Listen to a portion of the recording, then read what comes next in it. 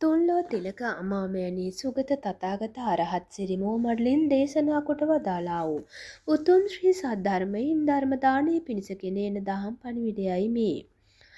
අද උතුම් ධර්ම දානය කරන්නේ ප්‍රාණාතිපාත අකුසල යටතේ ආඥා ප්‍රයෝගය ගැන.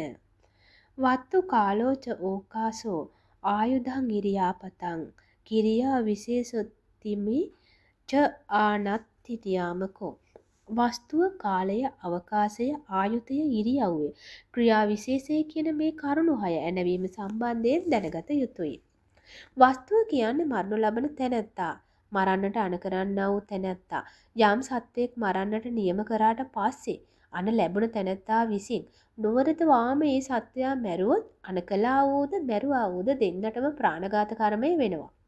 නියමය ලැබපු තැනැත්තා වරදවලා වෙනත් සත්වයෙක් මැරුවොත් මැරූ කෙනාට පමණක් ප්‍රාණඝාත කර්මය සිද්ධ වෙනවා. අණ කළ තැනැත්තා නිදහස් වෙනවා. කාලය කියන්නේ රාත්‍රී දිවා කියන කාලවලට. අණ කරන තැනැත්තා රාත්‍රී කාලයේදී මරන්නට අණ කරපු සතෙක් මරණ තැනැත්තා කාලය වරද්දවලා දවාලේ මැරුවොත් කර්මය මැරූ තැනැත්තාට විතරයි. අණ කළ තැනැත්තාට කර්මය සිද්ධ වෙන්නේ නැහැ. නියම කළ වෙලාවෙම මැරුවොත් දෙන්නටම පාපය සිද්ධ වෙනවා. අවකාශය කියන්නේ මැරීම කරන තැන. යම් තැනක සිටින සත්වයෙකු මරන්නට අණ කරාට පස්සේ අණ ලබපු තැනැත්තා විසින් ඒ නියම කළ තැනම සිටින සත්වයා මැරුවොත් දෙන්නටම ප්‍රාණඝාත කර්මය වෙනවා. හැබැයි ඒක වරද්දවලා වෙනත් තැනක ඉන්න සත්වයෙක් මැරුවොත් මැරූ තැනැත්තාට විතරක් කර්මය සිද්ධ වෙනවා. ආයුධය කියන්නේ මරන්න පාවිච්චි කරන ආයුධයට. අණ කරන කෙනා පිහියකින් ඇනලා මරන්න කිව්වට පස්සේ අණ ලබපු තැනැත්තා එහෙම කළොත් අනිවාර්යෙන් දෙන්නටම පාප කර්මය තියෙනවා.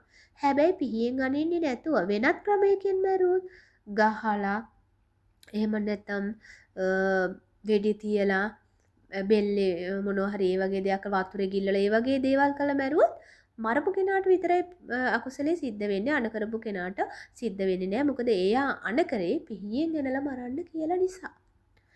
ඉරියව්ව කියන්නේ මරණු ලබන සත්වයා ඉන්න ඉරියව්වට. නිදාගෙන ඉද්දි මරන්න නියම කරොත් සතෙක්.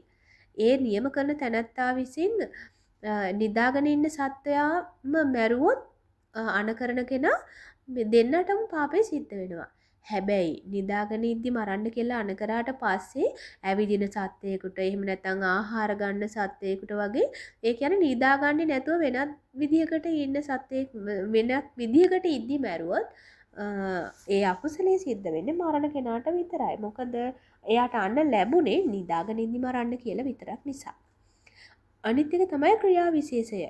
ක්‍රියා විශේෂය කියන්නේ උපක්‍රමය. මරන්න භාවිතා කරන උපක්‍රමය. වෙඩි තියලා මරන්නට අණ කරන කෙනෙක් සතෙක්ව ඒ අණ ලැබපු තැනත්තා වෙඩි තියලාම මැරුවොත් දෙන්නටම පාප කර්මය සිද්ධ වෙනවා. හැබැයි වෙඩි තියන්නේ නැතුව වෙනත් ක්‍රමයකින් මැරුවොත් මැරූ තැනැත්තට පමණක් පාප කර්මය සිද්ධ වෙනවා. මෙන්න මේ විදිහට තමයි ප්‍රාණඝාතයේ ආඥා ප්‍රයෝගය ගැන ඔබ දැනගන්නට ඕන. ඒ නිසා ප්‍රාණඝාතය සිදු කළත් විවිධ කරුණු යටතේ විවිධ විදිහට තමයි අකුසලයේ සිද්ධ වෙන්නේ හෝ නොවෙන්නේ. ඒ පිළිබඳව ඔබ හරියටම දැනගන්න ඕන. ඉතින් උතුම් බුද්ධ දර්ශනය කියන්නේ අපිට ඊටාම නිවැරදි ලෙසට ප්‍රඥාවෙන් යුතුව හැමදේම අවබෝධ කර ගැනීමට. ඒ නිසා මේ උතුම් ධර්ම දාණයෙන් ඔබට මේ ප්‍රාණඝාතය පිළිබඳව ඉතාමත් පැහැදිලිව අවබෝධ වෙන්නට ඇති කියලා හිතනවා. ඒ නිසා සත්පුරුෂෝ ඔබ මේ උතුම් ධර්ම ශ්‍රවණය කරන්න, තවත් පිරිසට ශ්‍රවණය කරන්න බෙදා හරින්න.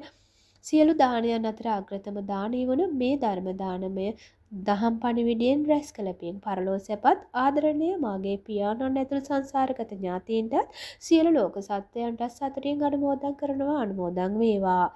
මේ පින් බලෙන් ඔබ සැම සැප සහගත ප්‍රතිපදාවෙන් වහ ඉක්මන් භවයක නිවන් දකිත්වා. හැම දිනාටම උතුම් තෙරුවන් සරණයි. ඒ වගේම හැම දිනාගෙම ඉල්ලීමක් කරනවා තමන්ගේ ජීවිතයට ආදරය කරනවා වගේම සියලු ලෝක සත්වයන්ගේ ජීවිතවලට ආදරය කරමින් සියලු ලෝක සත්වයන්ට අභය